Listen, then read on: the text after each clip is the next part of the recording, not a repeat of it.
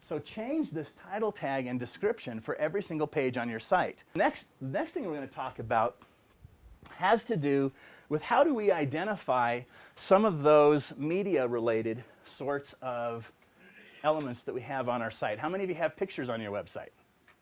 You know, graphics, any kind of MP3 files or video files, things like that. Those by themselves are unintelligible to search engines.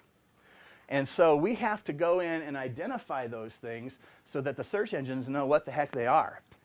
This particular picture, I mean, Google's not going to know who that is or what it is. So down here, when I go into the images, when I go into the file itself, and this is not in the sample, I include, here's the HTML tag that presents this image. The name of this image is picture.jpg. That's not very descriptive either, is it? It's a picture. Okay. So what I can do to make this picture even recognizable by the search engines is to add text here in this alt tag or alt attribute, whatever you want to call it. Okay, the alt attribute here, I'm just adding a brief description of what that is. Picture of internet marketer Jeff McElhatton. All right. Now I could just put in there Jeff McElhatton, but if a blind person was using my site and their reader came to that, it would say Jeff McElhatton. Okay.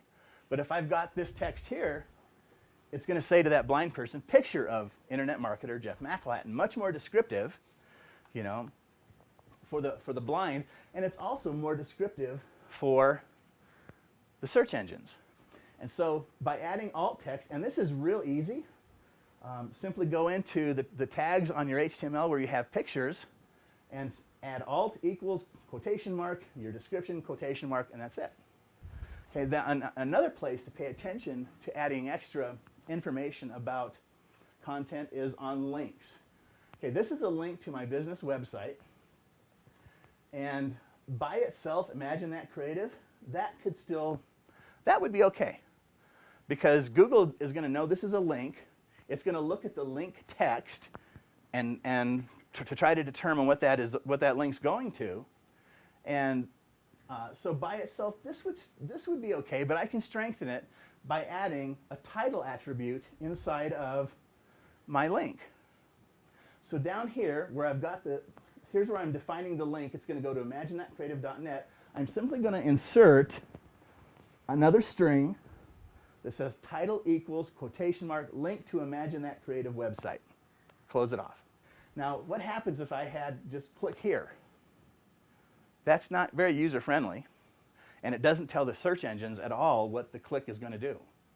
So by using descriptive text, even in my links, I'm helping search engines, one, crawl the website much better, and they're beginning to see that I am using relevant content to create my link and not simply some generic phrase.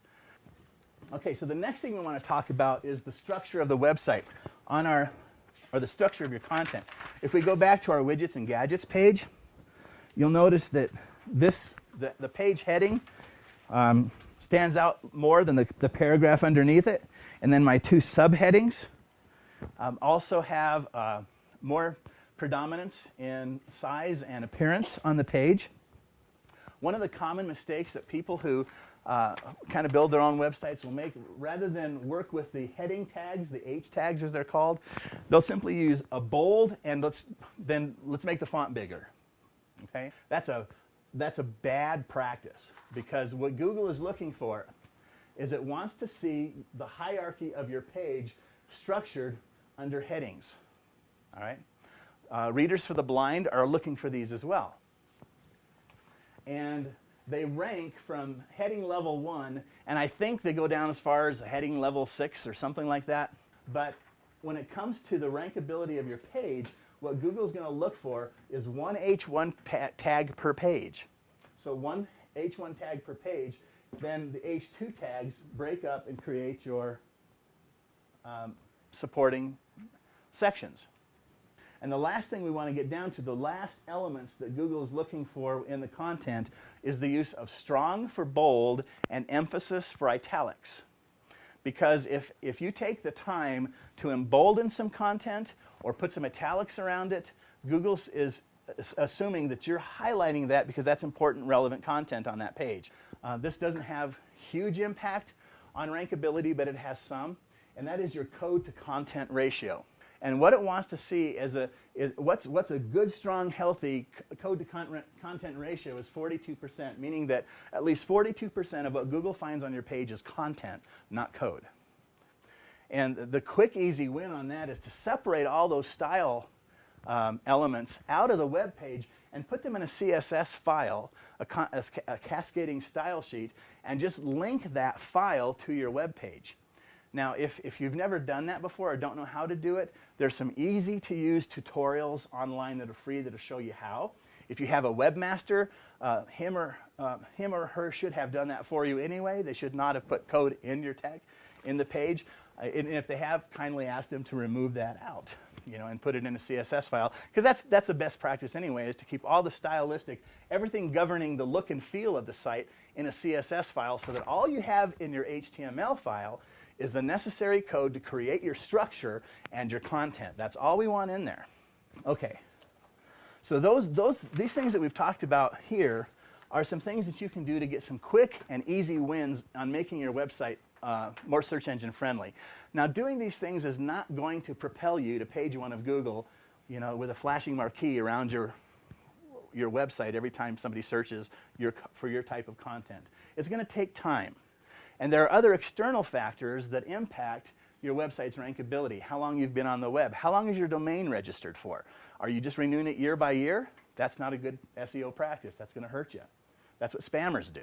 They'll go buy a domain. They're only going to have it for a year. They're going to spam the heck out of it. It gets banned from Google. They don't care. I'll go buy another one. You see? So recommendation, buy your domain 3 to 5 years out and keep it there. Pay for 3 to 5 years of registration on your domain and then every year renew it so that your domain has a projected history. Google puts weight on that. This is just one of the things to watch out for. The web is full of people who for $100 will sell you their SEO tricks and secrets. So here's some of the things he's going to teach you. The ins and outs of cloaking. Well, cloaking is a black hat SEO technique. It's presenting one page to Google and having another page out there for users. That will get your site banned from Google searches. He's going to teach you how to do keyword stuffing and spamming. All right?